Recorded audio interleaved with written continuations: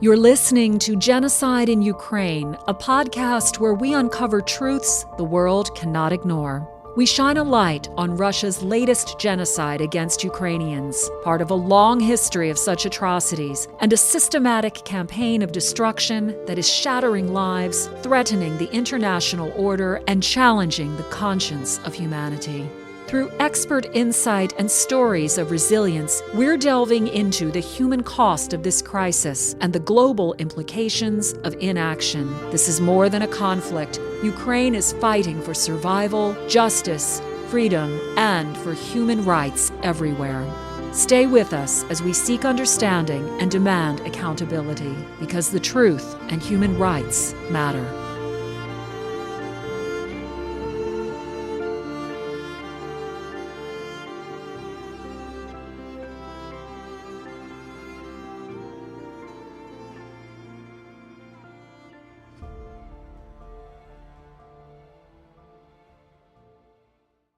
It is currently 1 a.m. in London. They got a tower that I want to stuff a taco into. You know that? Yeah, I know. If you haven't figured out what that means, then I don't know what to say. It's 3 a.m. in Kyiv, where it seems from notifications that I get about what's happening. It seems that it may be a little bit quieter in Ukraine tonight than it has been the last couple of nights, which I'm sure a night's sleep will be very welcome for people. It is 8 a.m. in the workers' paradise, Perth, Western Australia. Then we come back to Thursday, July 10th, where it is 8 p.m. in New York City. It is 7 p.m. in Chicago, Illinois, where the Pope is from, Pope Leo. And because of that, we now say "da prayers." It is 5 p.m. in Portland, where evidently we're getting ready to have another heat wave, and 4 p.m. in Anchorage, Alaska, where Sarah Palin can see Russia from her house. So now we have done a tour of the world to find out what time it is, and we will get started with our Understanding Genocide segment. So, and I do see Gina has joined us. So, hello, Gina. How are you today? I am well. It's, as I said, it's always bittersweet being here. I'm grateful, but it's bittersweet. Yes, it is. And I don't know. I feel like there's been so much information this week. It's hard to figure out what exactly to talk about, because just the attacks alone are horrific and genocidal. Yeah, and I was going to say we do have quite a lot to talk about. So especially with with the material we were talking about discussing, I think we'll probably want to take that over a few sessions because it's quite a lot. It is a whole lot. So, but I want to say hi to Nancy. And Nancy, how are you doing? I'm doing all right. Just been been very busy with real life stuff, unfortunately. So I am playing catch up to you two this week, but I'll have it in gear next week. Yeah, real life can do that to you, and I know both of you are very, very busy, and I'm often very busy, but always focused on making sure that the space runs well, and that we are supporting Ukraine in the best way we can. And in actually light of supporting Ukraine in the best way we can, I actually sort of wanted and hoping it was okay with you guys if we take just a moment to remember Srebrenica, right? Because that the 30th anniversary of that is July 11th. Of the start of that is July 11th, which is today in some of the world. We're not quite there here in the United States yet, but we will be there in a short period of time. And it was the first recognized genocide after World War II, I believe.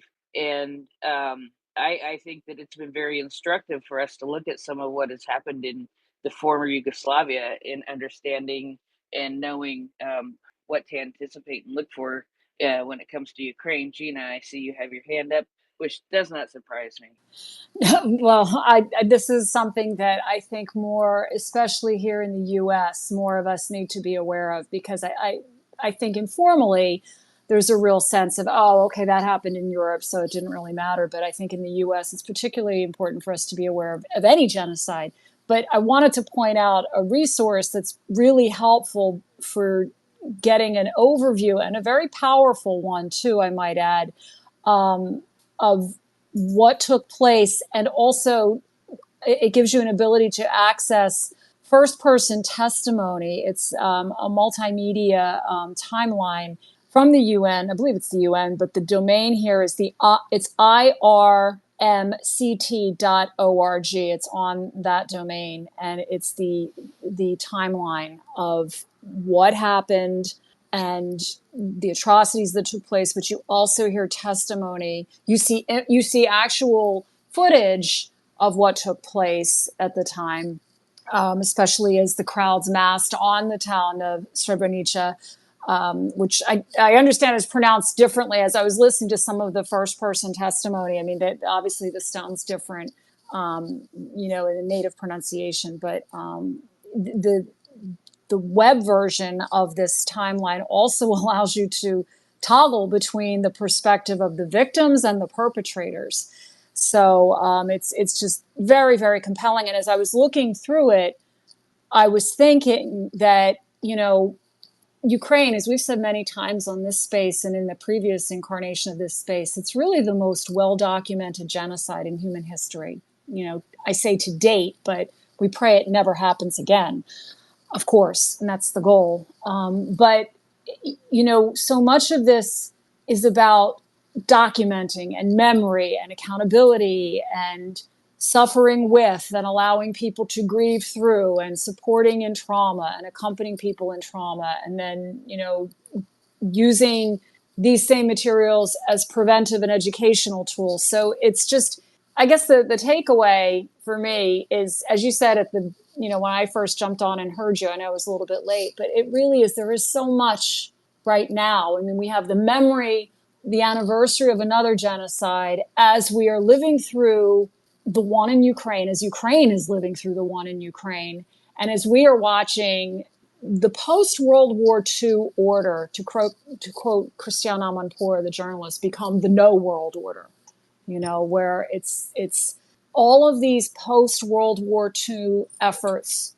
to make sure never again really was never again, to establish a world order where national sovereignty and both, individual human rights and the collective rights of a given people were respected, is really coming undone before our eyes. And we do not seem to be learning the lessons of history.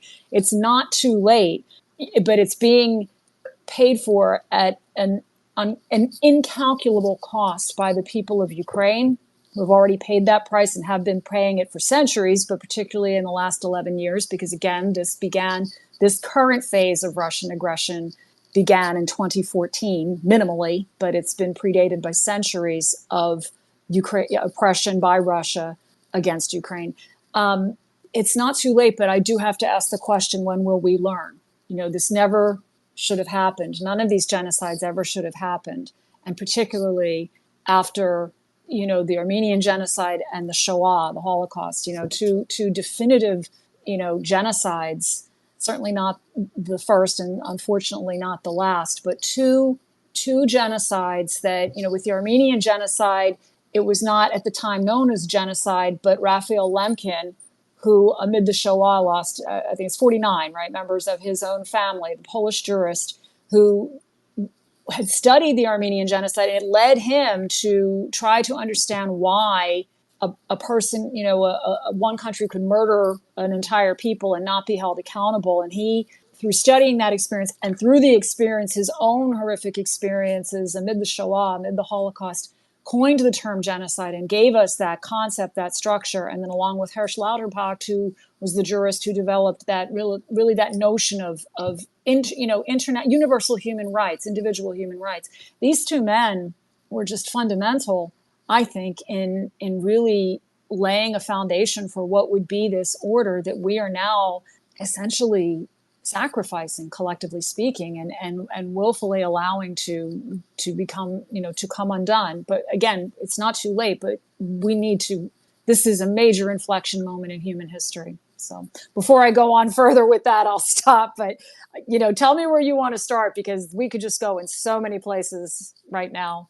No, I think that, for me, every time I think about this, it's painful because, my grandparents came from Serbia, and I can't imagine my grandparents doing something like this, and other people I know. But that's beside the point.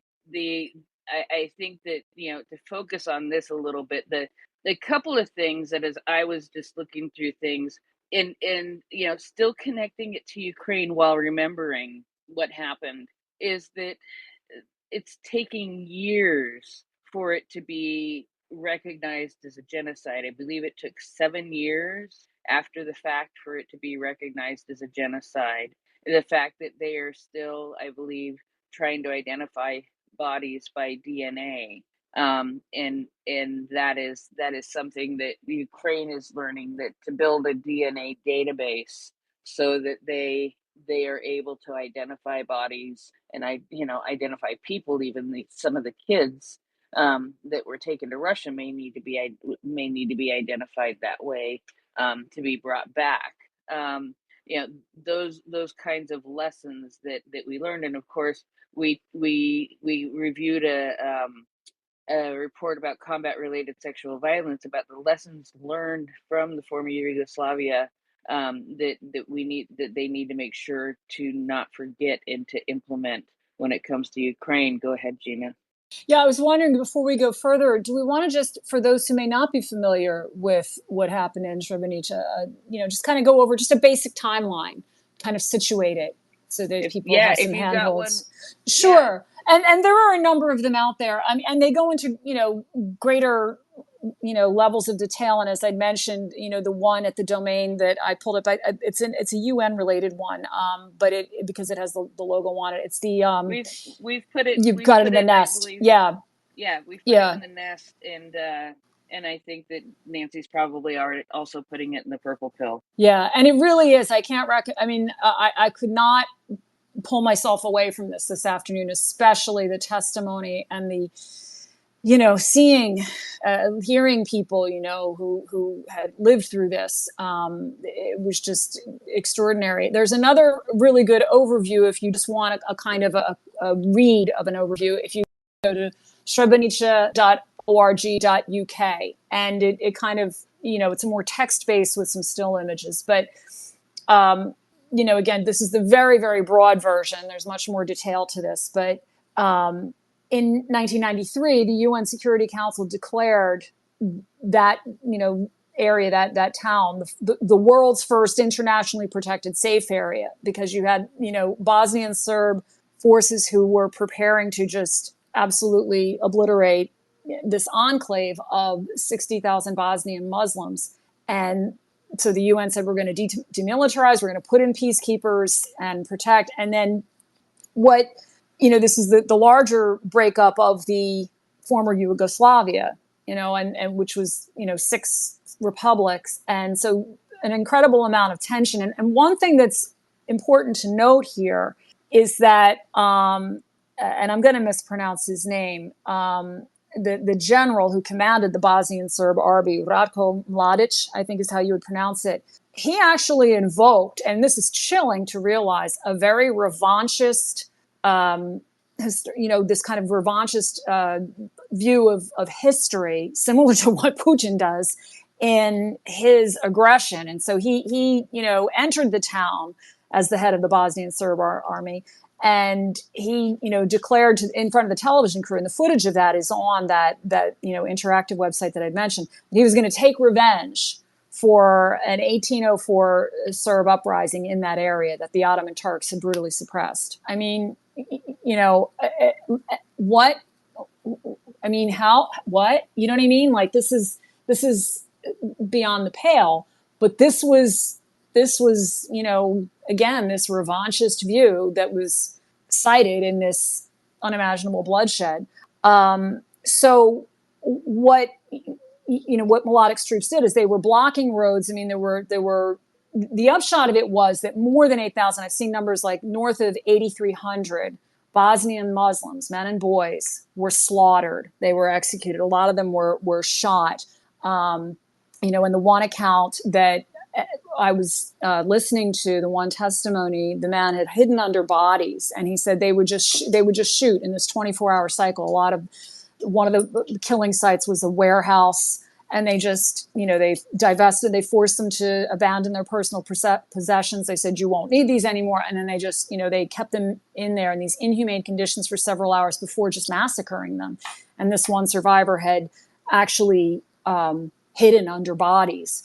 And then the bodies, of course, were dumped in mass graves. And as Jude said, Heather, a lot of them, there are some that still have not been recovered, or only portions were recovered. I mean, it was just horrific.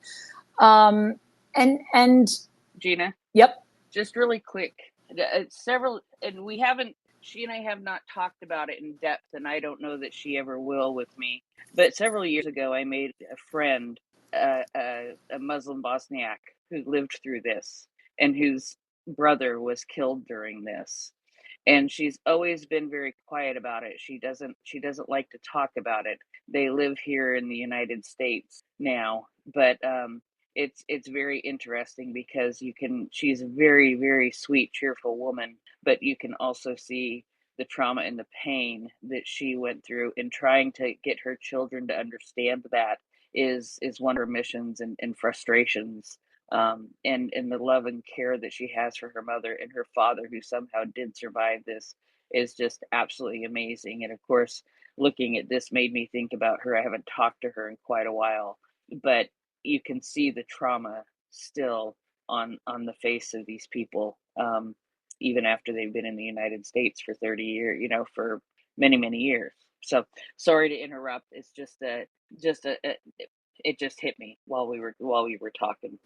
No, absolutely. And, I mean, the atrocities were, not limited, as you had mentioned, to the massacres, but also to the unspeakable sexual violence that was perpetrated as well, against thousands of women. I mean, it was just, and we had actually talked about that in previous sessions, because we had a speaker come up who had done some of the, the documentation, right, for that. Yes. Do you remember what I'm talking about? Yes, yeah, absolutely. Yeah. She had done some of the documentation for it. So, and I know that we're here to talk about Ukraine, but as you said, I mean, we want to honor these victims and honor the horrific trauma and pain that is still endured. And again, like this shouldn't have happened. And here we are all these years later, and it's happening again. Well, and I think we also need to make sure that 30 years from now that people are talking about what happened in Ukraine. That people are talking about what happened in Ukraine and the justice that has taken place for the crimes that have been committed in Ukraine against the Ukrainian people, right? Absolutely. Yeah, let's make sure that this serves as an example for us, for making sure that we help the Ukrainian people follow through on getting the justice that they deserve because of the crimes that have been committed in Ukraine. And and of course not losing focus on what is happening in Ukraine now, but taking the lessons learned from what happened in the former Yugoslavia to inform how we interact and how we treat what is happening in Ukraine. Nancy? Yeah, one of the articles that I posted in the Purple Pill and in, it's the UN one that I have in the Nest, had just some brief statements, but one of them really struck me. It was from a young professional woman who works at the Srebrenica Memorial Center. And it says she speaks frequently with young people around the world who ask what happens when violence ends. What happens when the headlines fade, when the graves are found and facts are clear? Does justice follow? Her answer is that justice does not follow often enough. Justice, if it comes too late or only on paper, cannot restore trust. And peace without dignity is not peace at all. And that is the peace and dignity that we need people to understand why it's so important, because Ukraine deserves every bit of that as well. Yeah, sorry. And that's what Alexandra Matviichuk says. When people say, oh, a ceasefire, or just, give Russia what it wants. And, that life under occupation is not life. Peace without justice is not peace. Peace is not the mere cessation of hostilities. That is not peace. It may look like peace, but it's not unless it's accompanied by justice and, beyond that, a proactive commitment to uphold human dignity under the rule of law. Yeah, sorry, Gina, I sort of interrupted you and derailed. So No, that's okay. I was thinking that what we could do is, maybe have, whether now or at the end, maybe at the end it's a little more appropriate. I think a moment of silence for the victims of Srebrenica and also, of course, for Ukraine. I do think that sometimes just that moment of silence, and in whatever way people, if you pray, if you just honor them in your heart, whatever you're comfortable with, I think that often does more than the words that we share here, which is not to belittle what we share here, but I think that moment of silence is an important one. So maybe at the definitely. end we could do that. Yeah, I think absolutely that's appropriate. Absolutely that's appropriate. So I sort of stopped, I sort of derailed you on the timeline, but if you want to continue that. No, that's okay, because I'm looking at the time and I'm thinking that, maybe what we could do is turn to Ukraine, and, the European Court of Human Rights, of course, has issued a judgment, and we had planned to talk about that, and it's quite extensive, and there's a lot of information there. So I don't know Well, if you want to quite, then yeah, pivot to that. I think so. And actually, as I was looking at this stuff, I'm like, yay, the European Court of Human Rights, and they're talking about a convention. It's like, okay, what convention, and what is the European Court of Human Rights, That's what and I'm how does thinking. Yeah, we need to define exactly that. Yeah. exactly. And I was thinking definitions. We need to let people know what is the European Court of Human Rights and what is the convention that they cover, and how does even Russia fit into that, because Russia only fits into that until September of 2022, right? Right.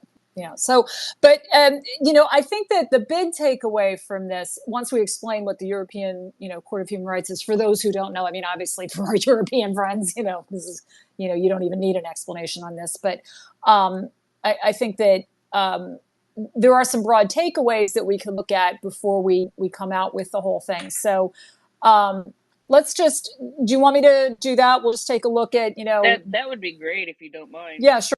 Let me just pull up, because I have 15,000 browser windows open here.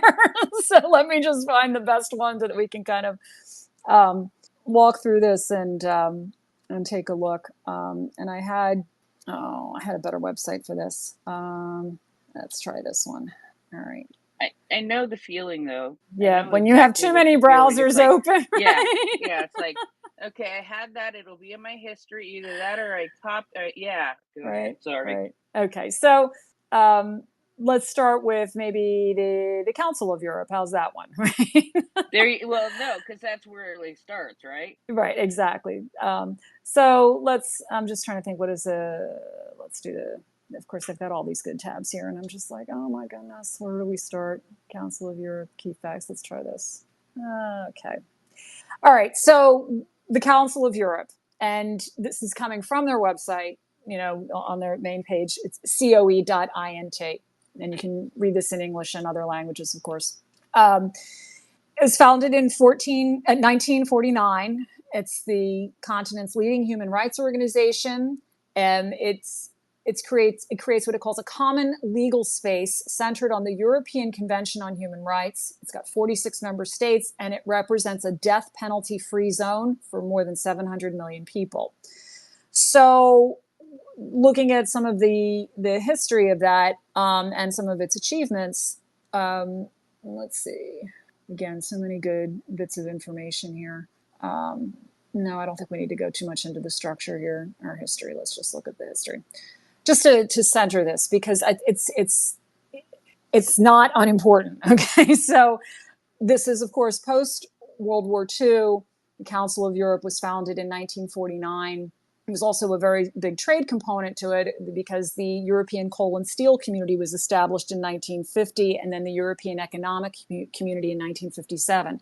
So I think that's significant too, because somehow we think, and this is what we're seeing in the current transactionalist mode that we're operating in, is that trade and prosperity somehow have to, work in opposition to human rights and human flourishing. and that, it's an either or. And that's not true. The Council of Europe attests to the fact that these are all interconnected. And again, its history speaks to that. And one of the pioneers was, some of the pioneers of this were Winston Churchill, who was the PM of, the UK, Konrad Adenauer from the Federal Republic of Germany, Robert Schuman from, who was the French Republic Minister for Foreign Affairs. And, so a lot of luminaries here. And again, it's not our purpose to kind of give a full overview, but that resource, again, coe.int is most useful in, understanding, like, who are these people, right? What is this? So, well, have you actually, I'm gonna interrupt you here, because I was just looking at this, at the preamble actually to the convention on the protection for human rights. That sort of lays it out pretty well in the first couple of sentences. It does. And again, I think that it is so significant that this is coming after the horrors of the First and Second World Wars, right? So, well, and it pivots off of the UN Declaration of Human Rights, right, exactly, from 1948. Exactly. Yeah. And it really is looking to that, reaffirming that, and then concretizing it and saying, as you said in the preamble, as governments of European countries which are like-minded and have a common heritage of political traditions, ideals, freedom, and rule of law, we're taking the first steps for the collective enforcement of certain of the rights stated in that Universal Declaration. And so it's an effort to not just say we've got this nice declaration on paper, it's how do we make this work, right? How do we make this work? How do we put this into practice? And so, part of that was, this convention, right? And then also the establishment of the European Court of Human Rights. So all of that is, and you can, we have probably the text for this, for the convention in the Nest and everything. I mean, people can read this at their leisure, right? I think I sent Nancy the link for the convention, which was a pain to find.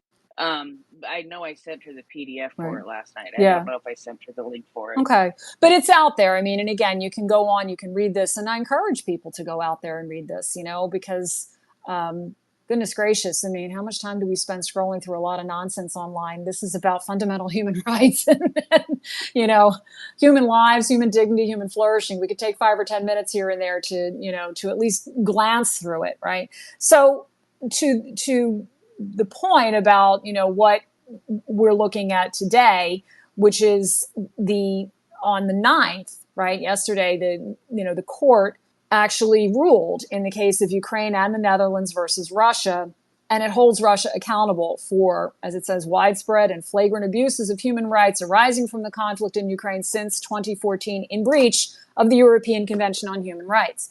And as you noted, this is with Russia as of, I think it was September 16th of... I don't remember the exact date, but it was in September. In September of 2022. It was like, you're done, because the thing that you read, and you get this particularly if you read the full thing, which is, I grant you it's a lot. It's 500 some pages, but it's worth it. You didn't make a pot of coffee and read the whole thing? Well, no, you know what it was is because I actually slowed down to read some more of it in detail. So I maybe got about, a third of the way through. No. I mean, it was my intention. But the thing is, what I think is so important is that, first of all, as an historical document, in documenting these atrocities, and then also the sustained, multiple, willful, defiant breach of pretty much every norm of international law and basic human rights, it's so on display here by Russia,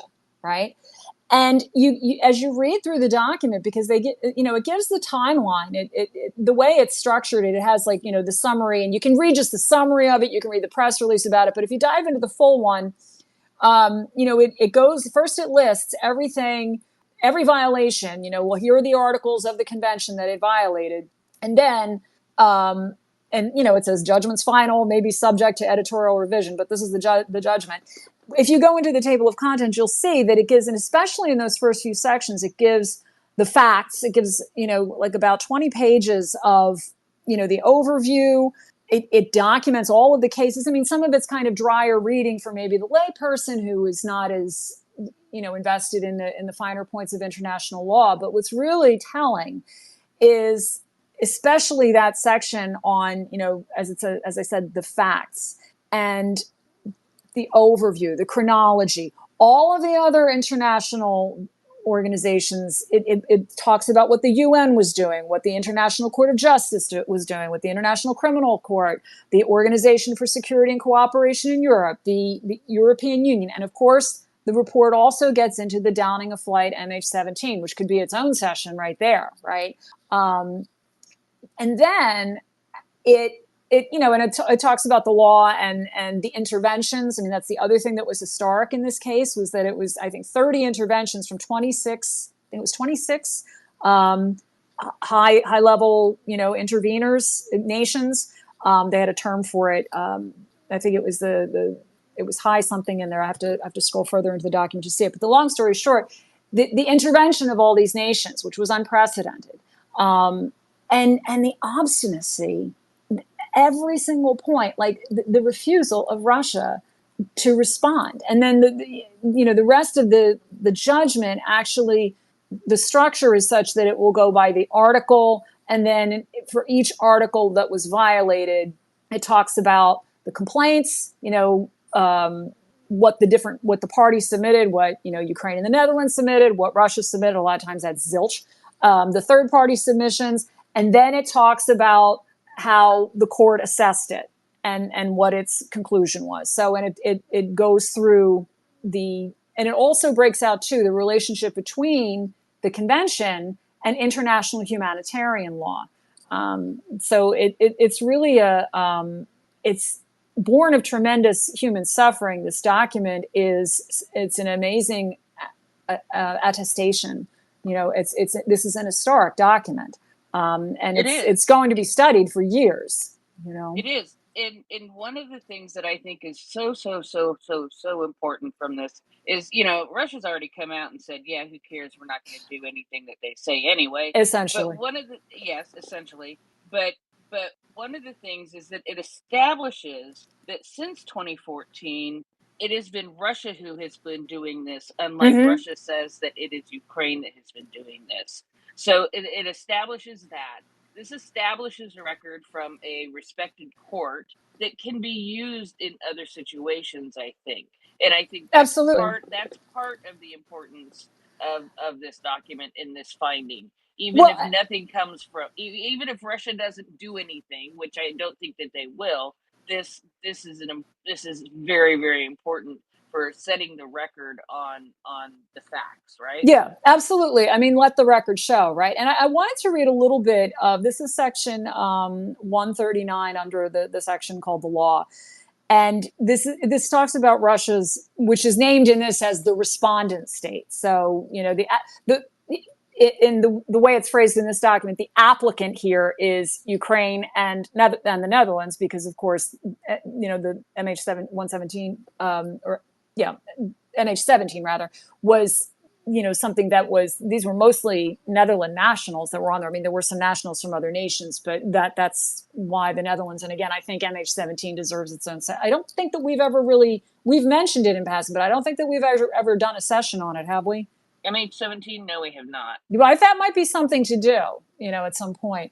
But I wanted to read a little bit from the full ruling when it talks about the participation of the respondent state. So the respondent here is Russia. As it says, as explained above, in light of the February 24th, 2022 invasion, and upon the request of the applicant Ukrainian government on March 1st, 2022, interim measures under Rule 39 of the Rules of the Court were indicated to the respondent government, that is Russia. The government was asked to inform the court of the measures taken to ensure full compliance with the convention. Here you go. In their two-page response of March 5th, 2022, the respondent government described in 3 paragraphs alleged violations by Ukraine of the interim measure which had been in place in respect of both parties since March of 2014. The purpose of these passages appears to have been to present, quote, the basis for conducting a special military operation in the Donetsk and Luhansk People's Republics And as we know, those don't exist. They are not recognized. What they are Russia's attempts to try to claw Ukrainian sovereignty away from Ukraine. And going back to what the court said, a further paragraph of the March 5th, 2022 response was devoted to explaining the steps taken to evacuate to Russia civilians from the, quote, DPR and the, quote, LPR prior to February 24th, 2022, and the provision made for them there. And this is what really, first of all, 3 paragraphs, right? This is all you respond. And this is what the court also said. The response of the respondent government to the court's request for information was limited to a number of bare assertions not supported by any evidence. These assertions were that, quote, the Russian forces are not attacking civilians or civilian objects, only military targets, end quote. That, quote, a lot of the so-called evidence circulating online actually portrays the aftermath of attacks of Ukrainian armed formations. Quote, that the, quote, nationalist forces are hiding their military equipment in residential areas near schools, hospitals, and kindergartens, end quote. And that, quote, the Russian military forces provide humanitarian corridors and transport means in all the zones of armed conflict in Donbass in order to afford civilian population to move to a safe place. And that's how it was phrased. I don't know if you've ever seen the abbreviation SIC, right? In parentheses, that means, yeah, that's how it was really written. Yeah, the typo is theirs, not ours. That's not ours, right? That's their boo-boo.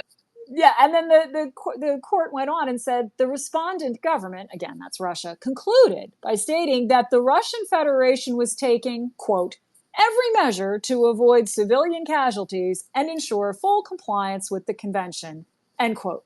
Under cover of a letter of March 10th, 2022, the respondent government subsequently provided a video, quote, in support of the legal stance of the Russian Federation, end quote. And then, here you go, this was the last correspondence received from the respondent government in this case. No further correspondence whatsoever has been received since that date. In particular, there was no reply to the court's request for a further update and responses to the specific requests for information in the context of the Rule 39 indication. The respondent state has not participated at all in the proceedings on the merits in respective applications. Now, these are numbers of the cases here, and it lists them, or in the proceedings on the admissibility and merits of the application, and more numbers there, and consequently did not provide a memorial, which is one of the documents that they would submit. If I'm understanding that correctly, that is I guess what would be the equivalent in like a response, I guess, is what the American legal equivalent would be. And Russia also did not attend the hearing on June 12th, 2024.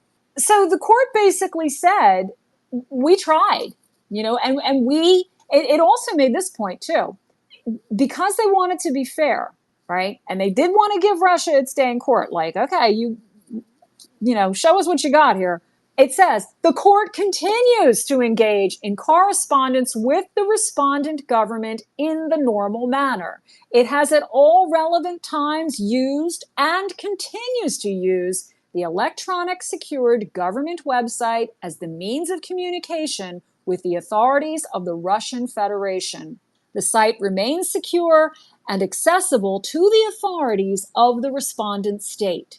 So they have given Russia every chance to respond. Russia has absolutely, thoroughly, willfully, consistently, and systematically disregarded the court, international law, international humanitarian law. I mean, what has not been broken or disregarded or flaunted here, right? And the problem, the reason this needs to really be called out is when we see people who are vaunting diplomatic solutions. And yes, please, no one wants more bloodshed, but how far, how can we, just from an anthropological point of view, how can you expect to have any kind of a diplomatic engagement with an entity that routinely flouts diplomacy that routinely flouts the channels of international diplomatic discourse.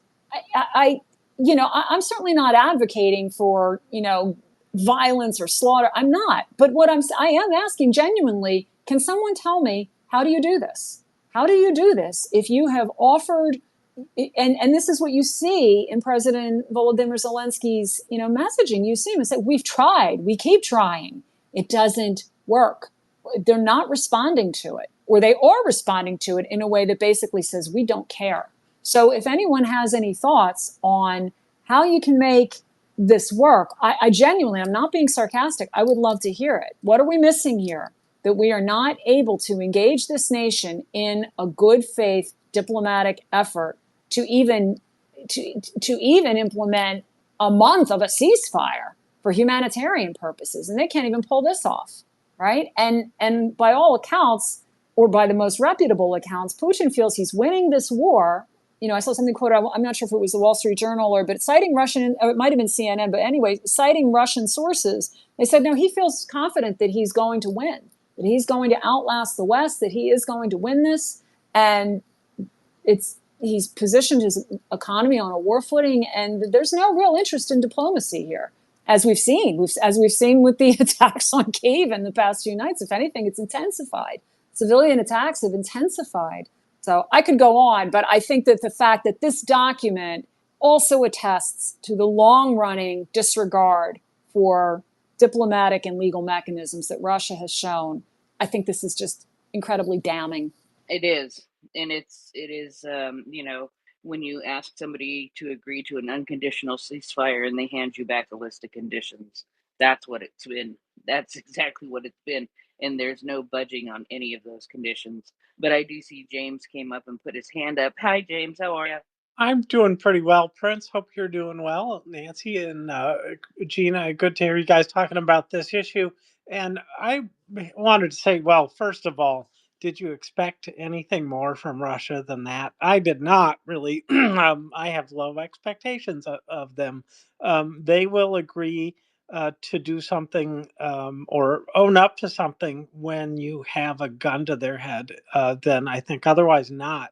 And they've been lying about all their activities all the way through, I don't know, the last couple centuries. So, they're going to keep making excuses for why they do things. They barely mailed this one in, it sounds like. But what I really wanted to get to was the point that these cover stories may not carry any weight in Europe, right? Of course they don't. Anybody that looks at what Russia's said was their motivations and what really happened, according to the Russians, it doesn't hold water. But on the home front, one of the things that's happened recently was a 90% shutdown in the internet in Russia. And so to me, I see these things tied together. This awful, judgment against Russia, it is not really going to be heard about back in Russia. Not to any great extent. And so I think this is the reason that they did less than they could have done to try to work through this, or to even deny further, because that was their opportunity to say, once again, we didn't do this either, right? They didn't take all the opportunities, because I think at this point they realize that there's nothing to be gained from them saying once again that we didn't do this, or what happened was because of Ukraine, or whatever it is. So I think they realized it was a losing hand. So why not stop talking? And then that whatever you say is not going to go back to the people back home to hear about. So I'm completely skeptical about Russia. I think you guys have to be mostly skeptical, at least. So not surprising, but I can see their next step kind of blocking it from visibility back in Russia is an important next step for them. And to me, that suggests a vector of attack, information attack, that is. Gina, go ahead.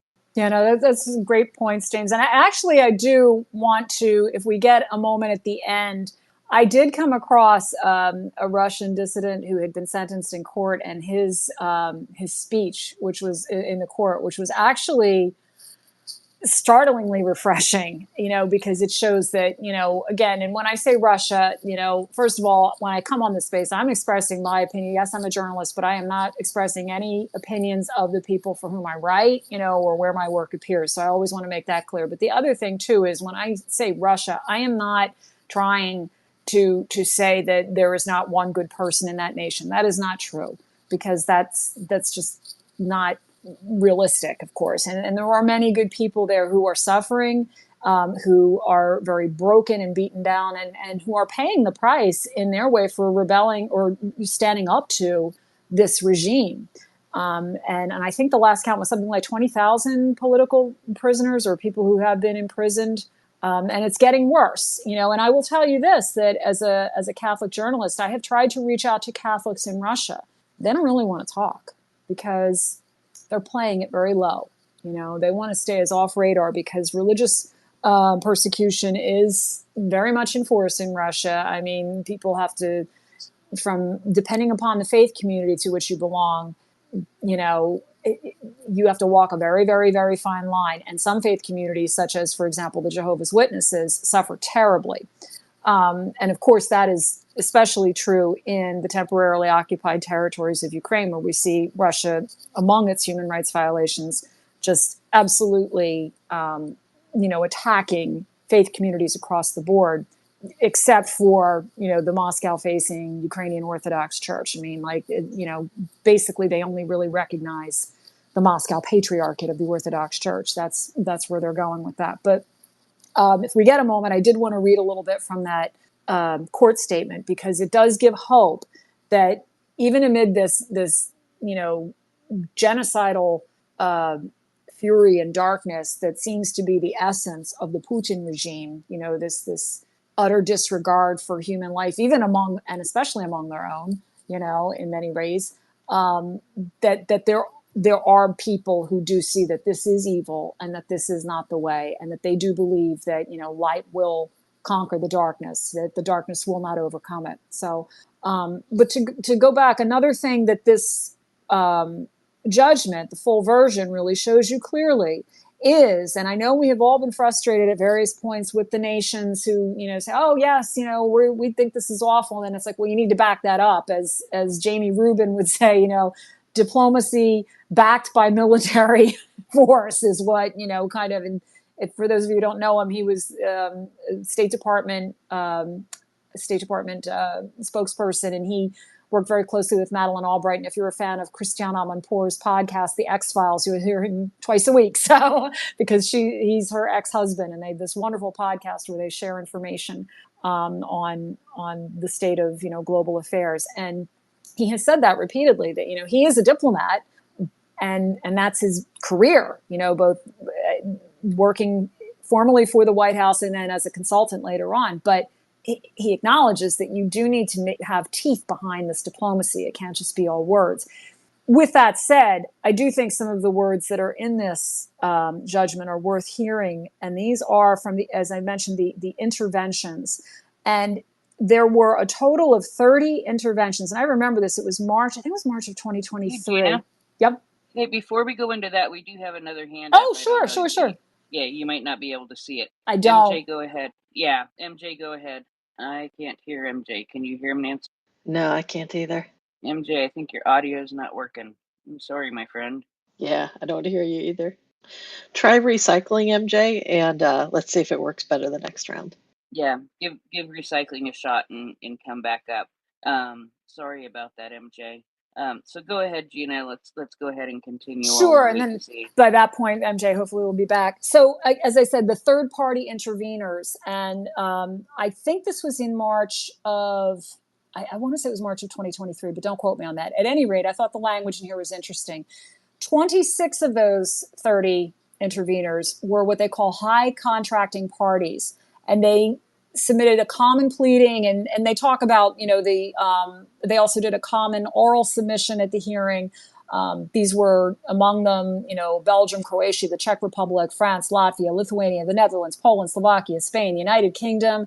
Who else was in there? Well, anyway, but here's the court noted it is unprecedented for 26 high contracting parties to intervene as third parties in a case before that court. This reflects their perception of the importance of this case to the convention system as a whole. And, that I thought was just really reassuring. But listen to what they said in the common pleading. The Council of Europe was founded in the wake of the Second World War, born out of the conviction that the pursuit of peace based upon justice and international cooperation is vital for the preservation of human society and civilization. It is a peace project built on the promise of never again, a promise that has been fundamentally challenged by Russia's war of aggression against Ukraine. The Council of Europe Statute reaffirms the devotion of member states to the spiritual and moral values which are the common heritage of their peoples and the true source of individual freedom, political liberty, and the rule of law, principles which form the basis of all genuine democracy. Article 3 of the statute clearly requires every member of the Council of Europe must accept the principles of the rule of law and of the enjoyment by all persons within its jurisdiction of human rights and fundamental freedoms, and collaborate sincerely and effectively in the realization of the aim of the Council as specified in Chapter 1. The Russian Federation has failed to comply with the interim and provisional measures of the Court and of the ICJ, and persists in its grave breach of the prohibition on the use of force, a fundamental principle of international law contained in Article 2, subsection 4 of the UN Charter. The intervening governments are strongly committed to the protection and promotion of the international rule of law, and recall that the system of the Convention is fundamental to the protection of human rights, as well as peace and justice in Europe. They submit the present intervention bearing in mind their responsibility for the protection and collective enforcement of the rights and freedoms enshrined in the Convention as applicable in the Convention's legal space. The intervening governments reiterate their unwavering support for the sovereignty, independence, and territorial integrity of Ukraine within its internationally recognized borders, and their condemnation of the egregious violations of international law perpetrated by the Russian Federation. And then in their oral submissions, just a little bit more of it, because again, these are historic words, I think. The Council of Europe was founded on the sacrifice of millions of women, children, and men. The horrors of war inspired the resolute will to strengthen the international order and the protection of democracy and human rights. The Council of Europe has remained committed to the promise of never again. The Convention and this Court remain a hallmark in the protection of human rights and fundamental freedoms of individuals. But the horrors of war are once again present in Europe. Women, children, and men are once again facing what should be unthinkable and unbearable. All of the intervening governments wish to reiterate their unequivocal support for Ukraine in its quest to hold the Russian Federation accountable for the continuing violations of international law, including human rights law, committed by Russia's authorities and armed forces. Let's stop there. These are not rogues. These war crimes are not, lone wolves. This is systematic. This is deliberate. This is intentional. This is the strategy. And the court and the interventions continued. We echo the declarations made by the 46 heads of state and government at the Reykjavik summit of the Council of Europe a year ago. We reiterate the need to ensure comprehensive accountability for all violations of human rights, and more specifically, the convention committed in the context of the Russian Federation's aggression against Ukraine. So, to me, that's a very reassuring and historic statement that let the record show that there's no equivocation in those statements. And this has a clear sense of history that this basically what these interventions said were, do we want to go back? We can't go back. We can't go back to that suffering. We can't go back to the suffering that was the first part of the 20th century, with two world wars. We're not going back.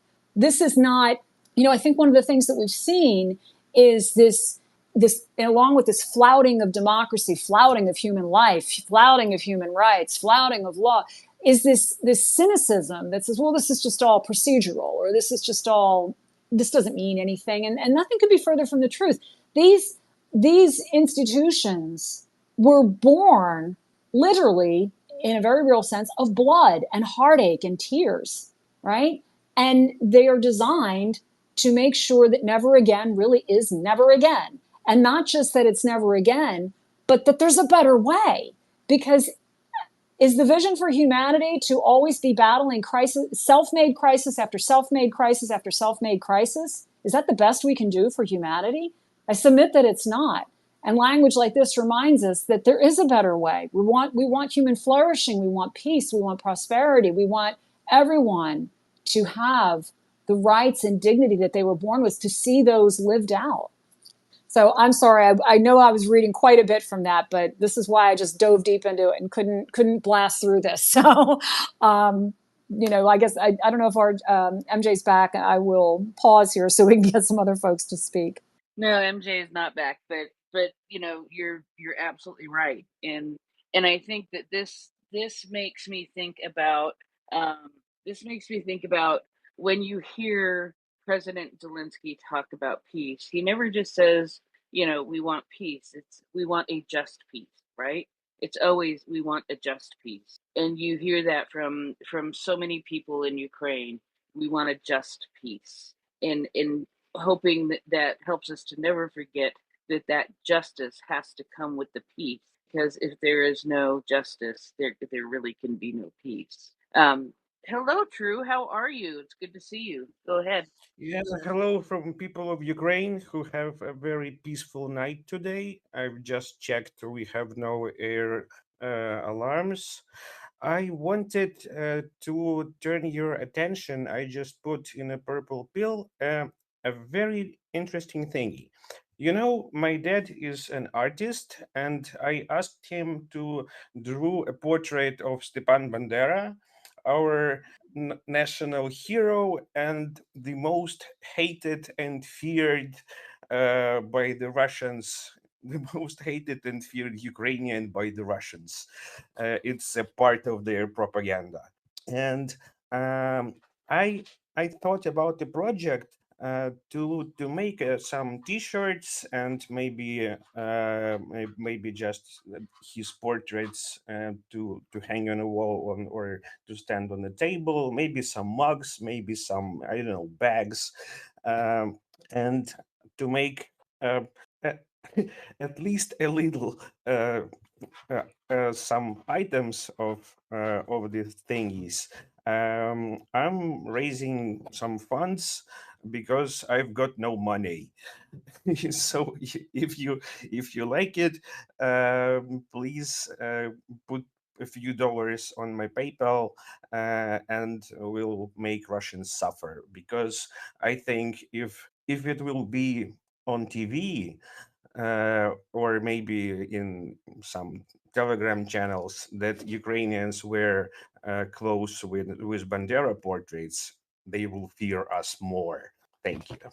Thank you, True. And you can find the information about that on True's page. And yeah, so thank you.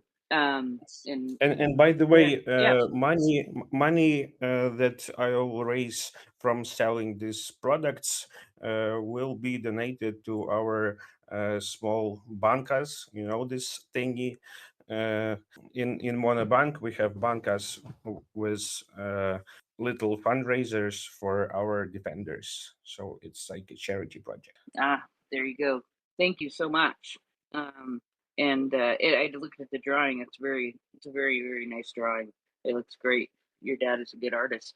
So, Gina, I don't know if you had more to go with where you were at. Well, just a few more lines from this, because as I said, I just think this is so it's strong. I mean, It basically, is. It it's is so strong. direct. It's so direct, and basically, again, quoting those interventions. I think these are the oral presentations. Just a little bit more. It says the failure of the Russian Federation to comply with interim and provisional measures of this court, and the failure to cooperate with the court in general, is further proof of the contempt that the present government of the Russian Federation shows toward binding international law, including the convention. This is also evidenced by the absence of any representative from the Russian government here today. Their silence speaks volumes. Instead of complying and cooperating with the court, the Russian Federation persists in its ongoing breach of the prohibition on the use of force, a fundamental principle of international law contained in Article 2, subsection 4 of the Charter of the United Nations. And, again, it just clearly lays out the case that Russia has no interest under this government. It has no interest in being part of any type of a peace process, an accountability process, any of it. It just doesn't. And I think that that's really the question here. Now that you see this, what do you do? What do you do? Exactly. And I know we try to end between 6 and 6:30. Well, I'm sorry, 9 and 9:30 Eastern time. And we're, about 10 after. So, what do you do? So I this is sort of pivoting away from that, and we can of course come back to this if you prefer, or go in this direction. And because I want to, what do you do? What do you do? What is the response? Well, here's a response from the Ukrainian government and President Zelensky, right? What do you see them doing? What you see is President Zelensky, and I'm going to go there, I am going to go there. President Zelensky doing things like going and meeting with Pope Leo again yesterday. And I mean, I don't know, is this the second or third time he has met with Pope Leo in such a short period of time? Pope Leo has been so welcoming to him and so welcoming to the Ukrainian people. And once again, they talked about helping the children. And once again, Pope Leo offered a site for negotiations to happen. And of course, we know Pope Leo will be encouraging peace at all times. But it's President Zelensky who's also making the effort to spend time with him and get to know him. And I have a video. I don't remember where I put it, but I have a video of their interaction that was put out by the president's office, and it's a longer video, and it's so nice. You can see Pope Leo, not just having a good conversation with him, but taking him out on these balconies and showing him the gardens of the vacation place where he is at right now. And I know Gina's going to give much more detail, but it makes me think of what is the response of Ukraine in all of this, in looking for peace, right?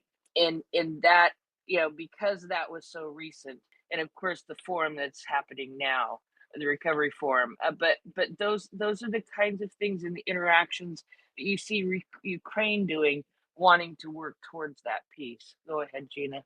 Well, the other thing that's significant too is that, as you mentioned, the Pope is at the papal summer residence, which is called Castel Gandolfo, and it's not typical, and it's a sign, as my international editor noted in one of our meetings. It's not typical for a pope to really receive guests like heads of state and such at the summer residence. So that shows you that shows you the interest and the concern that Pope Leo has, for Ukraine, for seeing, a just peace, and he has used those terms in Ukraine. And the Vatican, of course, maintains its neutrality. It always has, and it has to, or it's by policy. It does, and it wants to provide that forum. When I noted that in an article that I wrote recently, that that invitation had been re-extended, I also referenced the previous dismissal of that invitation by Russian Foreign Minister Sergei Lavrov, who called it a bit vulgar. He actually said that to have that at the Vatican would be a bit vulgar. So, right. Just hard to fathom. To imagine, right? hard to fathom, and that also was translated as a bit inelegant, but a lot of the translations of his word were vulgar. And Well, acknowledging the fact that anywhere Lavrov goes is going to be a bit vulgar. I think he was trying to say, well, we're, largely an Orthodox nation, and which is absurd because the late Pope Francis was tremendous friends with Ecumenical Patriarch Bartholomew. So it's like, it's just insane. So I was just thinking of what Mark Rose said about Lavrov the other day. I don't know if anyone caught that soundbite. He said, well, he's been Russia's foreign minister since like AD 50 or something, so we don't really pay attention to him or something like that. I was really surprised that, he just kind of came out with that one. But yeah, so anyway, and it's sad because I have heard, from, different recollections of different diplomats that at one time, Lavrov was much more respected in the diplomatic community, that he actually was someone that was considered to be, very intelligent, very well educated, very insightful. And actually, he was more amiable to work with. And you've seen this just incredible hardening and toxicity that's just only gotten worse in Russia. And that's the thing. I mean, like, what do you do with that? I mean, this attitude is cancerous to the entire global community. And I think the big takeaway for me in reading, not that it's something that any of us in this space weren't on board with, if we're here, we see the significance to Ukraine itself, which is significant enough, of why this needs to be, this never should have happened. This needs to be brought to a just peace, and there needs to be tremendous investment in, recovery, healing, rebuilding, accountability, all of that. But for the global community, the implications here are profound. And these, the European, High Court document, I mean, that really makes it just so crystal clear. This is not, for earlier in the full-scale invasion, we heard people like, entertainer, and I do call him an entertainer because he forfeited whatever journalistic credentials he had quite a while ago, Tucker Carlson, saying, well, most people couldn't even find Ukraine on a map. That's the most absurd thing to say. That's absolutely absurd. We don't live in that world anymore where you can say, like, one side of the world doesn't know what the other side of the world is doing. That's not even tenable. That's not even an intelligent remark to make. And it's woefully misleading at best, and it's absolutely, or rather, it's woefully disingenuous at best, and I would say, frankly, propaganda. But at best, it's just incredibly naive. And again, it's just not. That's not the world that we live in. Nothing can be more important right now than upholding international law, human rights, and human dignity. I don't know how we're doing with time. If we want to kind of land this and maybe look at next week what we would want to talk about, because that would be great. What are you thinking? Well, I think that, definitely getting into more of this, the ruling, the judgment, and which also takes us back. I guess that's the other thing that we can kind of, plant the seed for next week, is that, this also looks at this phase of Russia's aggression against Ukraine, which, as I said, is multi-century, from 2014.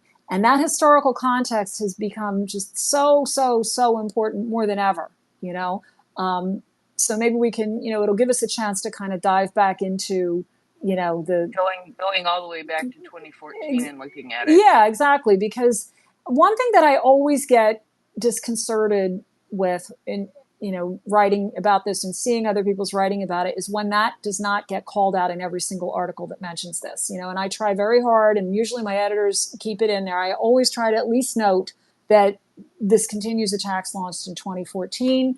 Wherever possible, I try to get, links to the New Lines and Raoul Wallenberg Center for Human Rights reports on this as genocide. We need to keep the context here, because especially when conflict is long running, or crises in general are long running, if people don't see that what ends up happening is they can just kind of piecemeal it, not see the whole, and then also kind of normalize, and then they say, well, that's just, to quote from another area of conflict, that's just an acceptable level of violence in a situation that's entrenched and that we can't fix. Do you know what I'm saying? And when we remind ourselves of that historical context, we realize that we could have made better choices back then that would have prevented the loss of so many lives, and that would have prevented so much heartache, and that would have not only prevented horrors, but helped human flourishing as a whole on this planet. So yeah, so maybe And that's saved a whole lot of lives.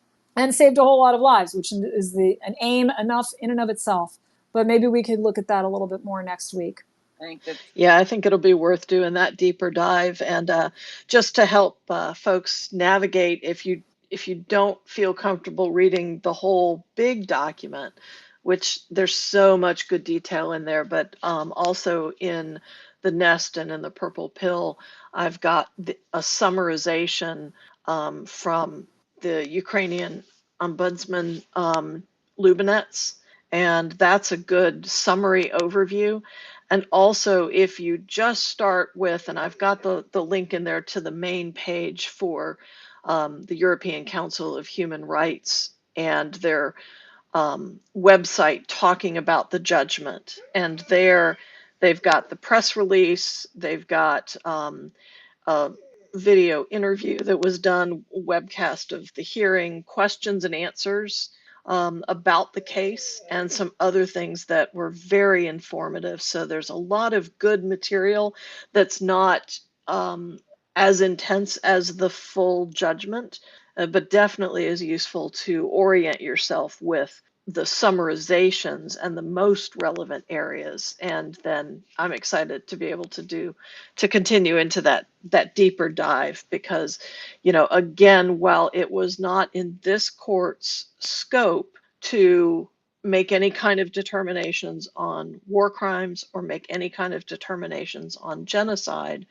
this detail and what they have confirmed as clear evidence and how they have written their judgment is all informative towards those future cases. Sorry about my dog there. That's either your dog or your stomach, and I'm hoping it's the dog.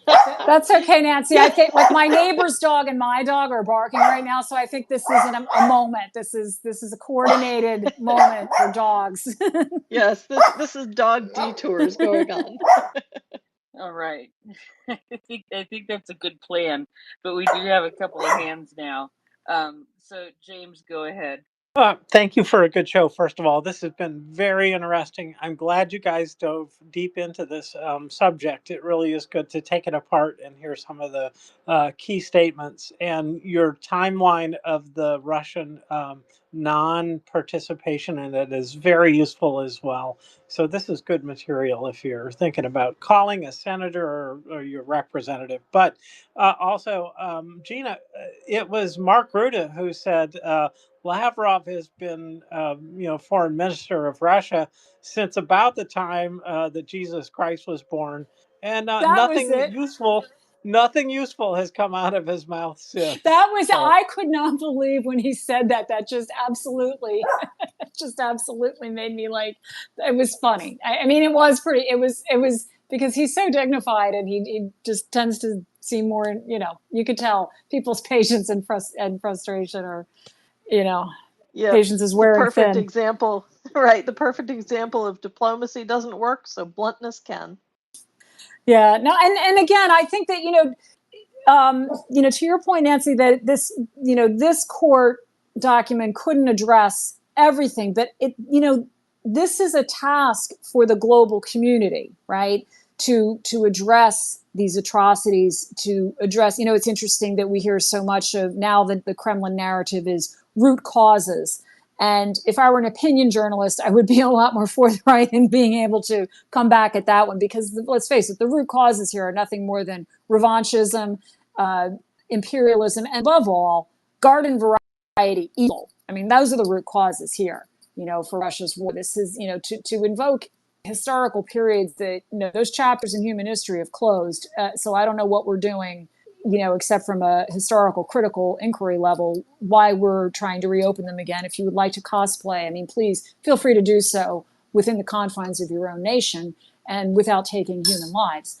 But this is the task for so many. And think of, with the Ukraine Recovery Conference meeting in Rome today and tomorrow, I think it wraps up tomorrow.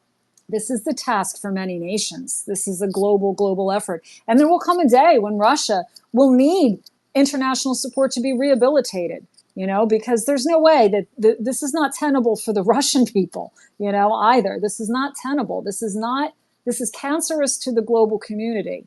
And it's going to take, the proverbial village to come together. And however cloying and overused and cliche that may sound to people, I'm sorry, it's the reality. This is the nature of human existence. We are not meant to live in isolation. We're not meant to live and that doesn't mean that your privacy and your personal liberty should be under threat. What I'm saying is that, obviously it's a very small planet in a very big universe, and we got to make this work. There's no choice. So we have to make this work because there aren't any other options. Yes, and now from the man from down under, Will, how is the workers' paradise today? Can't complain. Nobody listens.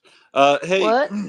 as you religious type people, and shout out to Svet, who I see is hanging out in the audience, and I plug his book every day.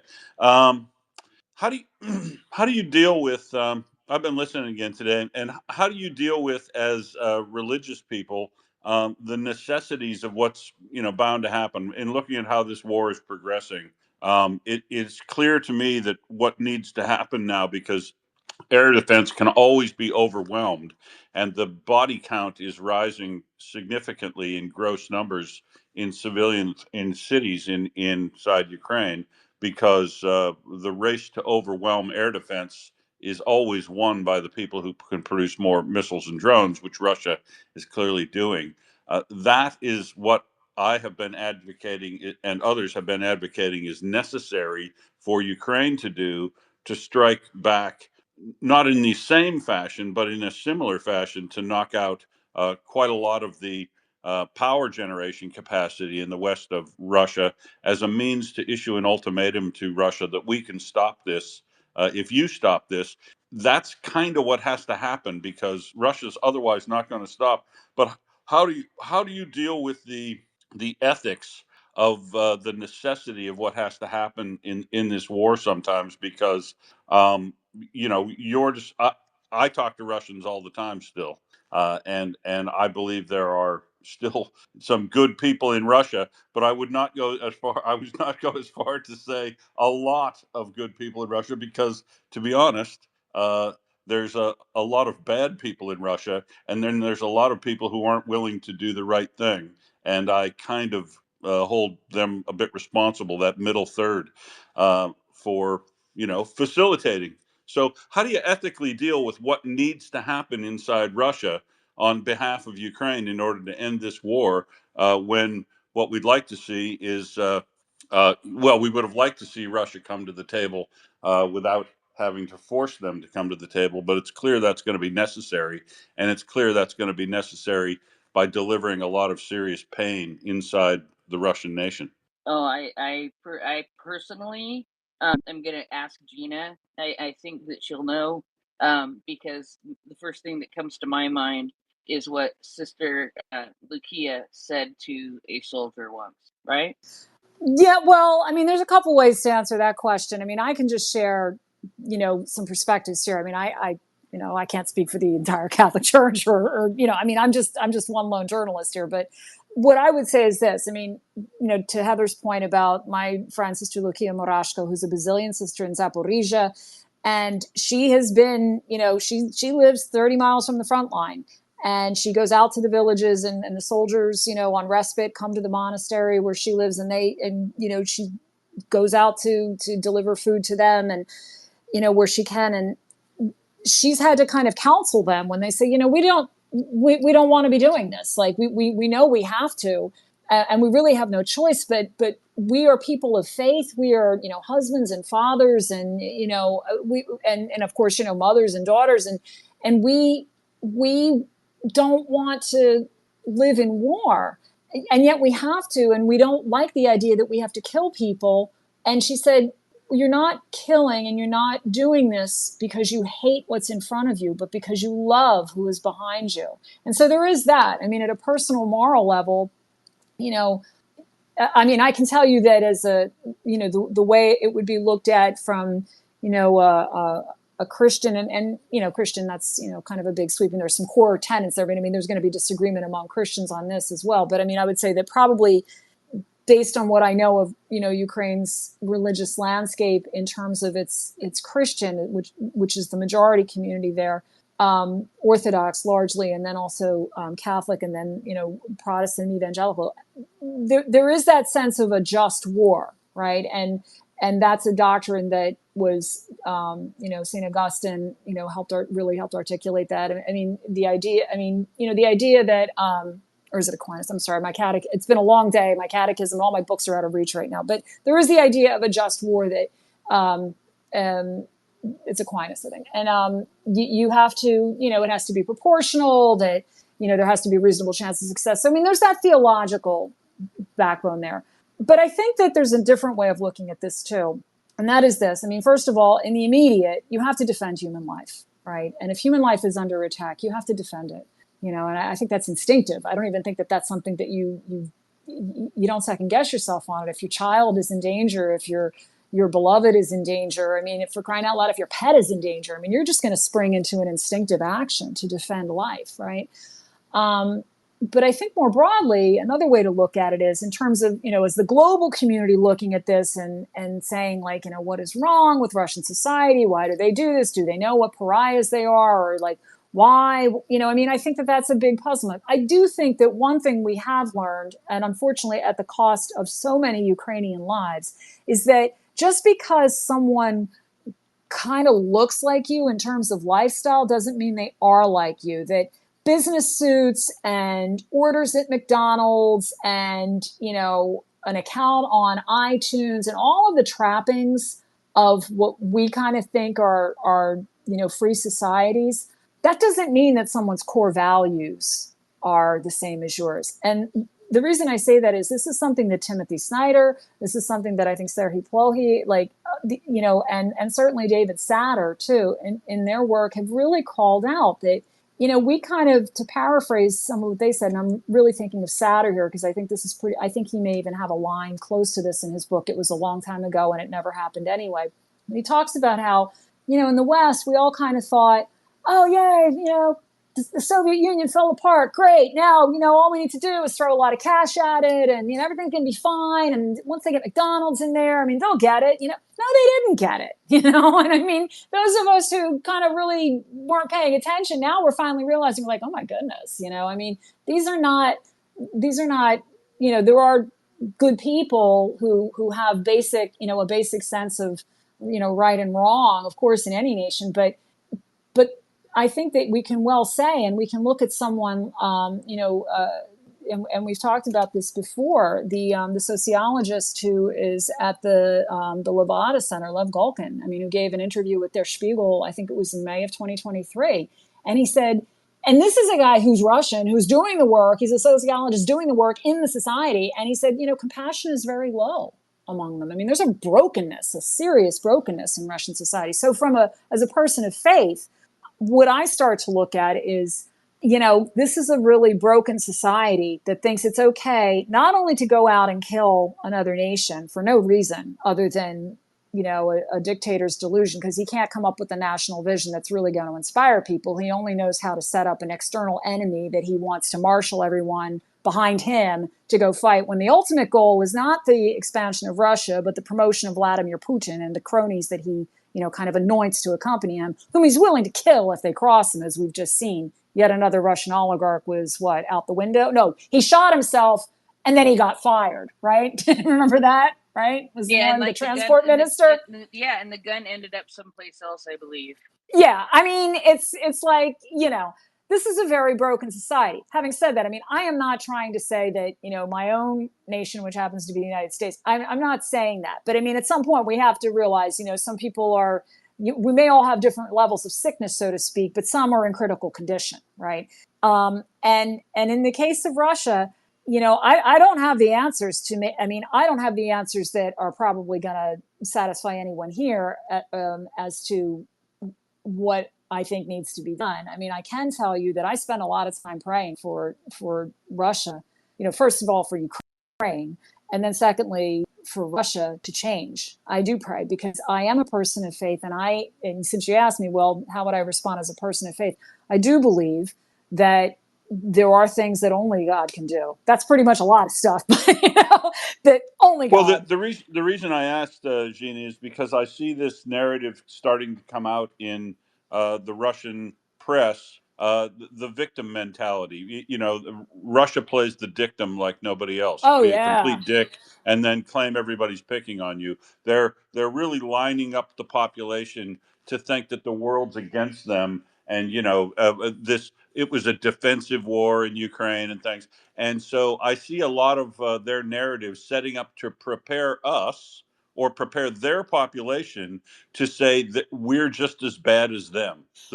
As things start to go very, very bad for Russia, they're going to try to set us up as being just as bad. And while that doesn't bother me, it's going to bother a lot of people who are, a little squeamish on the ethics of warfare and a just war, because as it starts to go very, very bad for Russia, you can expect them to be bleating like the victim, like you've never heard before in your life. But they've already done that. I mean, Patriarch Kirill of the Russian Orthodox Church. I mean, he has flat out used the language of jihad. I mean, he has said, I think, and it was, I want to say, was it September 2022, maybe was the sermon that he gave. It might have been 2023, but I think it was 2022, where he said flat out, and the Ukrainian Greek Catholic bishops called him on this. They said, this is the language of jihad, where he said, if you die doing your and Radio Free Europe was the one that I remember. That's the article that I always reference on this one, but it was in multiple outlets, I think. But he said, if you die doing your patriotic duty, in Ukraine, all of your sins will be washed away. I mean, that's the language of jihad. That's not Christian. That's not a Christian, that's not what, a modern Christian theologian would tell you.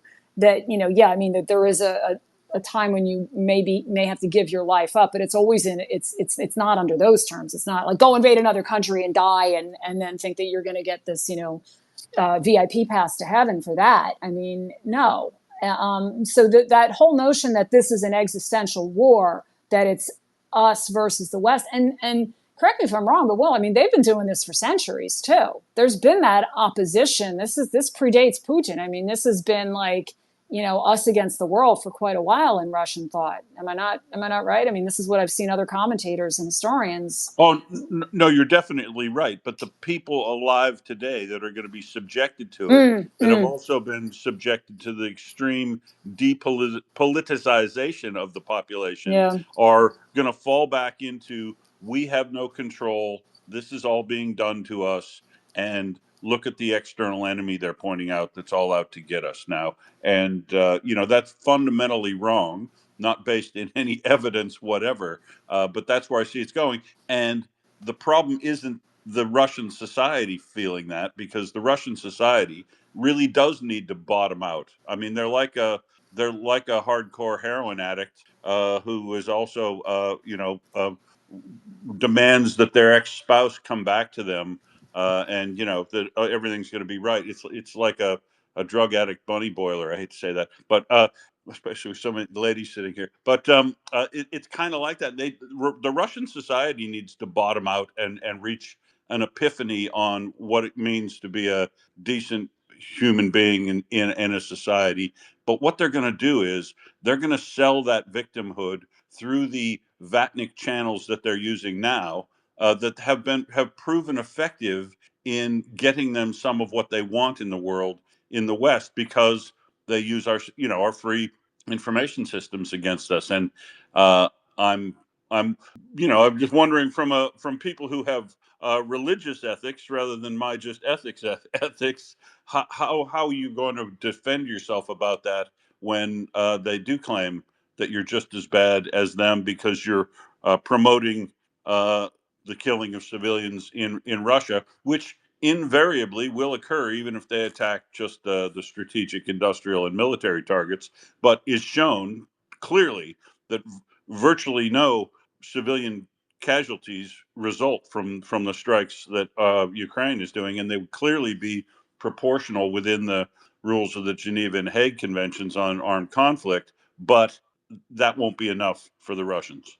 Well, I think that, in terms to when you talk about saying, oh, well, your country's just as bad. I mean, without trying to go into a big, long theological lesson that's not within the scope of this space, one of the things is that, and I'm speaking as a Catholic, I mean, my faith tradition has a very highly developed and very nuanced moral theology that and this is where the work of, saints and thinkers like Aquinas and all come into play. I mean, there's a very highly developed theological tradition that, would look, and, philosophical tradition as well, that would look at, the nuances of a situation. I mean, to be honest, like, for example, and again, I'm not trying to take this too far off course. I want to bring this back so that it's relevant to this situation here. But to give you an example of how nuanced that is, that even when it comes to,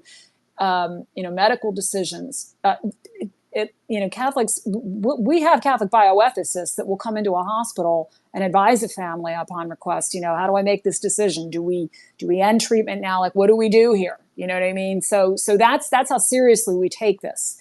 In terms of this, I mean, I think what we actually have to look at is, rather than saying it's let's all go, weigh on the moral scale and see who comes up with the better weight, I think we have to look at this a little bit more like, is this what you want for yourself? Do you know what I mean? Like, if I were able to speak to the Russian people, and they were somehow able to understand my, Philadelphia accented English, what I would say is this what you want? Do you want to see your husbands, your sons off to war, never coming back even more physically and spiritually and psychologically broken than they went to it? Do you want to see your prisons emptied so that people can go to war, and if they come back into your society even more violent than ever? Do you want this? Do you want to see your country drained of its resources so that you can live without roads, without plumbing in so many areas? Do you want to see your indigenous peoples used as cannon fodder? Do you want to see your domestic abuse levels skyrocket and even have some of those practices, permitted legally? Do you want to see your religious communities suppressed? Do you want to see your nation become an international pariah and throw in its lot with other nations such as, China, that are very interested in letting you indebt yourself to them? I mean, is this what you see? Is this your vision for Russia? Can you not dream of something better? I mean, with for example, there's an HIV epidemic that's been going on for years in Russia that's attested to in medical papers, and it's not treated. There are people suffering that, don't, because it's considered, we don't talk about that. Well, is this what you want? So instead of a question of so much, let's do a comparison chart as to whose sins are greater, we can say with confidence, and if this is what's holding back people of goodwill from definitively declaring something is evil, such as Russia's genocide in Ukraine, then, but, I kind of liken it maybe to parents who say, oh gosh, I hope my kids don't start using weed because, I used to smoke it in college and I can't say anything to them. No, that's wrong. Yes, you can. You can. I mean, I'm not trying to open a discussion on that here. I'm using this as an example. But you can tell your children, don't do these things. Why? Because number one, they're harmful. Number two, I've been there and I don't want to see you go through it. You can. That is a valid position. And so the United States, we've talked about this in previous sessions, that as Samantha Power makes clear in her book, A Problem from Hell, America in the Age of Genocide, one of the problems that we have, and other genocide scholars have pointed this out, one of the problems a lot of times people have in calling a genocide what it is, and in taking right, decisive, moral, courageous action to end it, whatever form that takes, they say, oh, well, we've got our own. We haven't resolved it here. I mean, in the United States, awkward. We never did, fully atone or even recognize what we did to the indigenous peoples of this land. I mean, and yes, that is the case, that we do need to reckon with those. But are we helping anyone by not addressing the bloodshed before our eyes? So, that's how I, as a person of faith and as a person who cares very deeply about Ukraine and about many Ukrainians that I know personally, and who also does not want to see a world torn apart as it is being torn apart into spheres of influence and basically thuggish warlords, ruling different corners of this planet, and the rest of us just kind of hoping we can all grab a little bit of sunshine. So because we can't count on our rights being, upheld anymore. I mean, that's not the world I want to see. And I don't think anyone wants to see, so whether I'm a person of faith or not. So I don't know if this helps in any way, Will, but I mean, again, I could go into all the theology of why I do believe, and I do pray for the conversion of Russia. I mean, and why I can, though it's heartbreaking that anyone would have to take up arms against another human being, why I can, with full compassion for all of those who are affected by bloodshed, I can say, unfortunately, in this broken world, yes, there are times. I've had friends in law enforcement who've had to kill people. They don't feel good about that.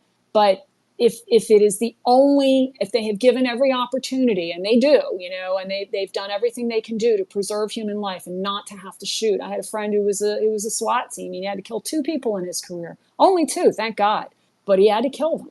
And I know it haunted him, but I also know that he knew he made the best decision he could with his training and with the support of his team. He had to do that.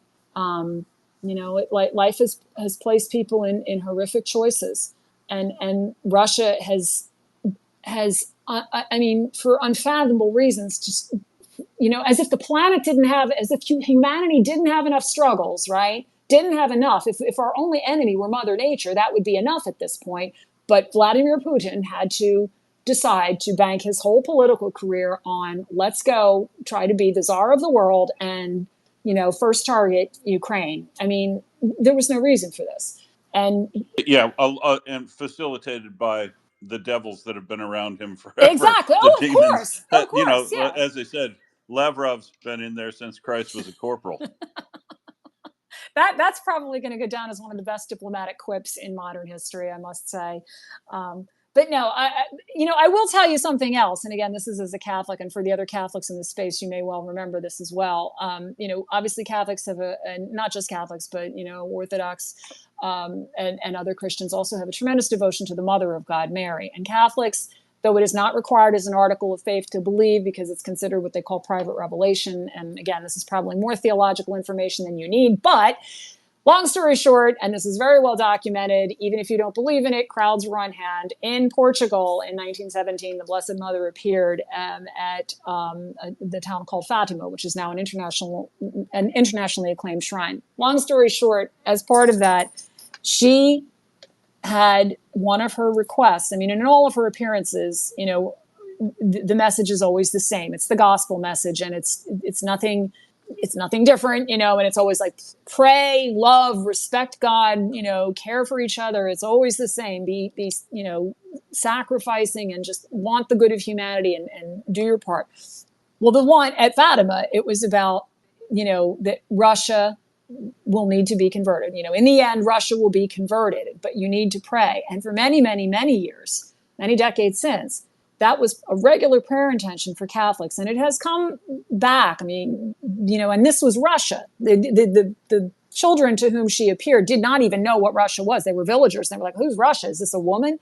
And that's who the Blessed Mother meant. So all of which is to say, in the Catholic tradition, there is, and when Ukraine was invaded, when the full-scale invasion took place in 2022, Pope Francis, who was then, the late Pope Francis, who was then the Pope, actually had, and Catholics throughout the world did this, he had the bishops throughout the world, what we would call consecrate, both Ukraine and Russia. Now, Ukraine had been consecrated to the Blessed Mother from, I think, the 10th, 11th century, because it was, and I think it was really the first land to be consecrated to the Blessed Mother, and there's tremendous devotion to Mary in throughout all of Ukraine. I mean, you will see statues and images of her everywhere, and beautiful images. Her hands lifted in prayer. One is, I think it's the icon of Our Lady of Pokrovsk, where there is a cloth draping over her outstretched arms. That's a sign of protection. So, anyway, in 2022.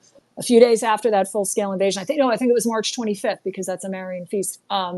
That is when, and I covered this, and it was Metropolitan Archbishop Kudziak, who's the head of all Ukrainian Catholics in the United States, and here in Philadelphia, and then the Roman Catholic Archbishop Nelson Perez, and they knelt in our cathedral and they consecrated, this was a very solemn moment throughout the world for Catholics, consecrated both Ukraine and Russia to the Blessed Mother, pleading for the intervention of her, for her intercession to end this bloodshed.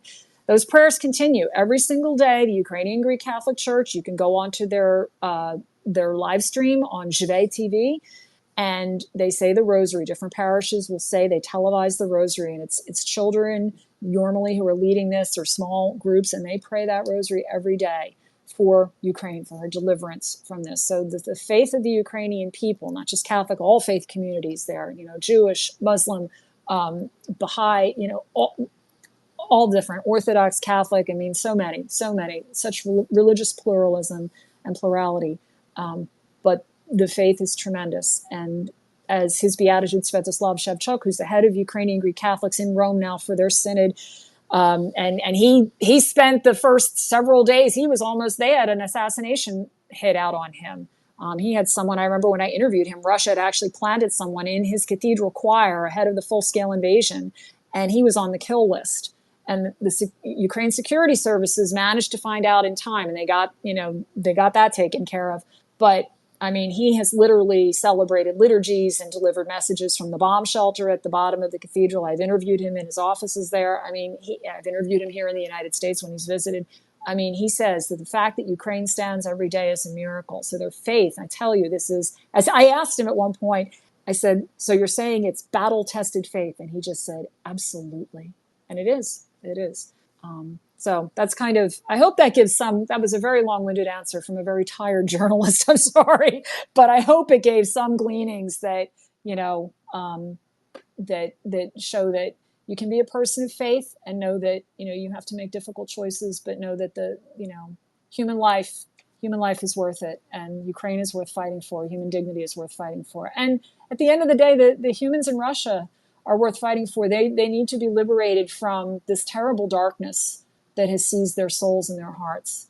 And you know what, just very quickly to mention, I think I had mentioned, this was in the Moscow Times, and it actually came out in May, but I don't know. And Will, I don't know if you've heard of him.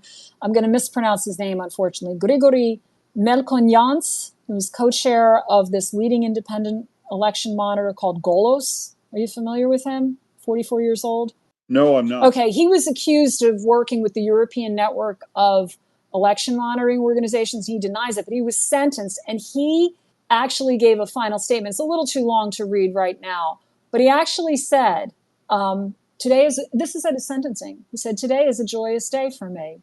I feel grateful. It's been an exhilarating experience because of the support that he received. But he said, and he's been searched, arrested, detained, 3 pretrial detention centers, 12 cells, more than 100 cellmates, 26 court hearings.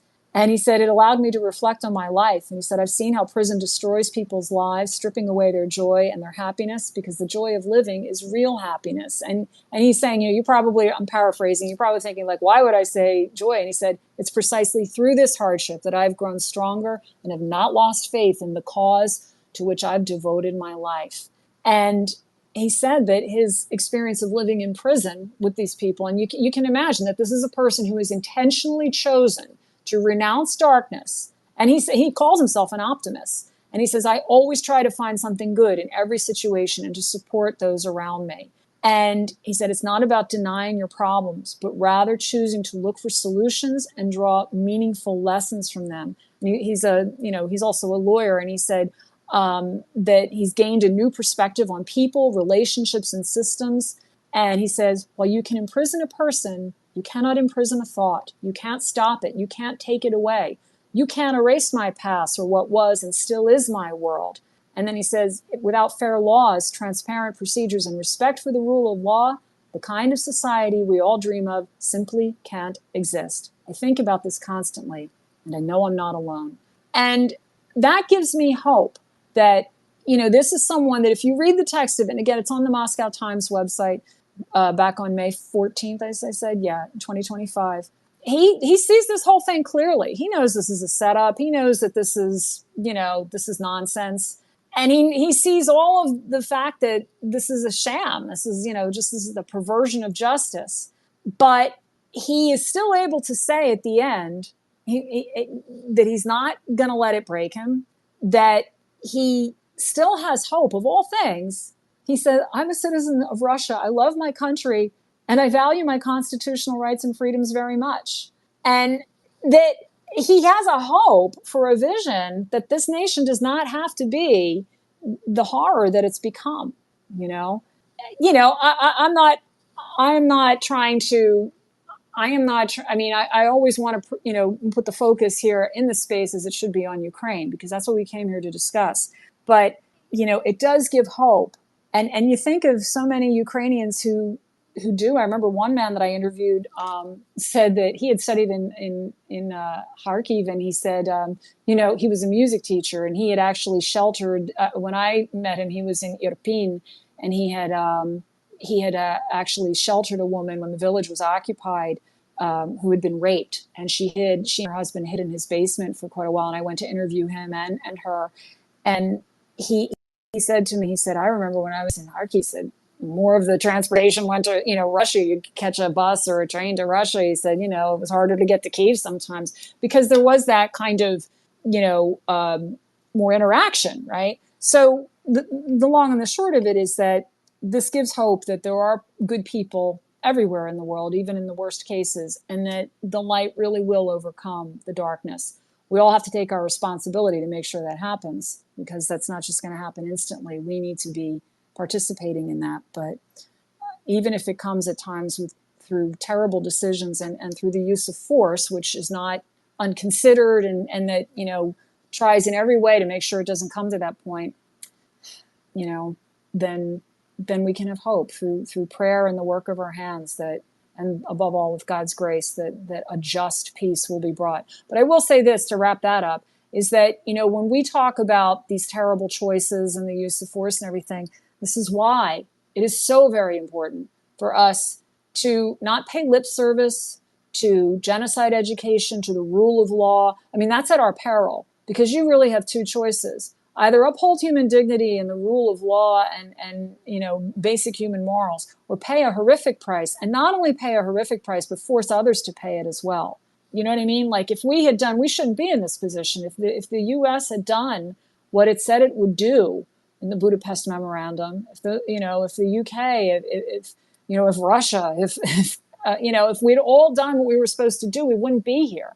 And when 2014 happened, when Russia started, then if we had done what we were supposed to do, we wouldn't be here. And every day that we don't do what we're supposed to do to uphold life, we pay the price in death. If we had only done what we were supposed to do, the examples of that through history, if we had only done what we were supposed to do, are many. But I think we are way over time, and I do apologize because I went on so long there. I'm so sorry. Sorry for hijacking your show on. No. Well, I'm sorry I went on so long. I do. It's been quite a long couple of days here, so I apologize for going on so very long. But thank you for indulging me. I don't know. For me, it was a fabulous conversation, and not one that surprised me one bit. Anyway, so I think we should wrap it up. But one of the things we said that we wanted to do was have a moment of silence for the people of Srebenican. And for the people of Ukraine. And for the people of Ukraine. Yeah. So let's do that. And then we will go around and say our good nights and call it a night. Does that sound good? So let's take a minute of silence for the people of Srebrenica, remembering them in the 30th anniversary of that genocide, and for the memory and for the people of Ukraine that fight every day for the right to determine how they want to live their lives. So let's go ahead and do that. Take a moment of silence, remembering those people in any way that you see fit for yourself. Thank you. I actually didn't keep track of that really well. I hope I gave it enough time, but thank you all. And Nancy, I wanted to give you the opportunity, and then we'll go around to Gina, and then we will close it down for the night. Well, for an hour anyway. Nancy? Yeah, I don't have much to add. It's been a great conversation, and I really appreciate the last section as well. I think it's very important for us to reflect on our humanity and how we address what the Russian people will inevitably face. And it did take me back to Alexandra Matvichuk's conversation with us when that was one of the things that was enlightening to me is that her team was working and I think still works very regularly with the humanitarian groups, well, the underground humanitarian groups in Russia, because they do serve a common cause, and that's humanity. And those are the people that I know, Gina in particular, those prayers reach out to, as opposed to the cancerous Russian government and the regime that has been in power for so long, suppressing those people as well, and that's something that may God help bring justice there as well, and I think that justice will come through Ukraine. Thanks. Thanks. And Gina, last thoughts, last words? Well, I spoke so Thank you. much Well, tonight. first, I no, first of all, just thank you. Thank you so much for all that you share with us because it is absolutely priceless and invaluable. And I know you think you got off on whatever in that last bit with Will, but I think it was a very, very important conversation, and having that knowledge and having that knowledge and being able to bring that to us is something that I appreciate because I definitely don't have the depth of knowledge theologically that you do, and it's much, much, much appreciated. well, you're very kind, but I think that really, I don't have much to add, but I mean, I think that all of us in our hearts, we just want to see a just peace. And again, maybe reading court documents might sound really dry, but I tell you, I found this just incredibly historic today to read through, even the passages that we read through tonight, and to remember, because these texts, I know that we all don't in this space necessarily share the same faith, any faith, but we're all human beings. And at least in these texts, and even, certainly the Holy See has a permanent observer at the UN and is extremely engaged. Archbishop Kacha is the current permanent observer at the UN. I mean, they are extremely engaged in the day-to-day affairs, and in, this is a faith that is lived and that is real and that is in the world, and it is there to, lift humanity. So even if you aren't a person of faith, even in reading these court documents, these articulations that you are a human being, that you have rights, these are things we can never let go of and never forget. And so may the darkest of these moments on earth point to the God-given splendor of human dignity, that God-given incredible miracle that are human beings. We're human beings. Let us live like the human beings we're meant to be. Whatever background, whatever language, whatever, name the difference that you can have. At the end, we're human beings. And just let us live in the fullness of that dignity. And I would say by God's grace. So thanks for letting me share what little I know. And, I'm glad that we're here to be able to lift up the light in the darkness. So Slava Isusu Christu and Slava Ukraini. Slava Navitki, Hiram Slava. And I'm going to just quote Alexandra Medvedchuk like we often do at the very end of her Nobel address, her Nobel lecture. The words she uses, I believe, are "it's enough to just be a human." And that's what it comes down to. And that's exactly what you were saying. And that's what it takes. It's enough to just be a human. So, with that, after a couple of hours, thank you all for being with us. And I know that this episode will be up on Spotify soon, but it has been a great conversation tonight. Very much appreciated.